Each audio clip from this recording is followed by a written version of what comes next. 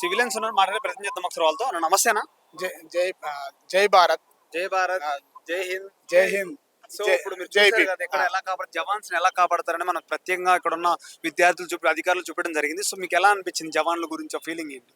జవాన్లు వాళ్ళ ప్రాణాలకు తెగించి కాపాడుతారు కాబట్టి అక్కడెక్కడో కాపాడేది మాకు తెలియదు, కానీ ఇక్కడ కాపాడే దాని వ్యవహారం ఇప్పుడు జరుగుతున్నటువంటి వ్యవహారాన్ని బట్టి మేము వాళ్ళకు ధన్యవాదాలు మరియు వందనాలు.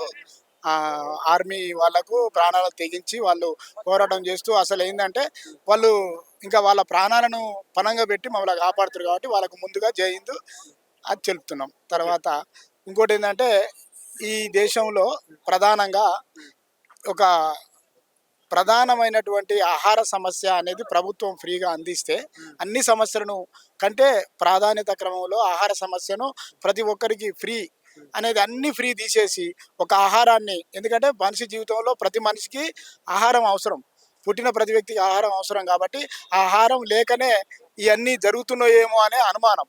అంటే ఆ రూపకంగా పక్క దేశానికి చేయలేము, కానీ కాకుండా ఏంటంటే ఎక్కడైనా ప్రపంచం మొత్తంగా నేను నా ఉద్దేశం ఏంటంటే ప్రపంచం మొత్తంగా ఆహార సమస్య వలననే ఈ యొక్క గ్రూపిజం ఇవన్నీ ఏర్పడి ఇలాంటి సంస్థలు దుర్మార్గమైనటువంటి సమస్యలు ఏర్పడడానికి కారణం ఆహార సమస్య అని నా ఉద్దేశం.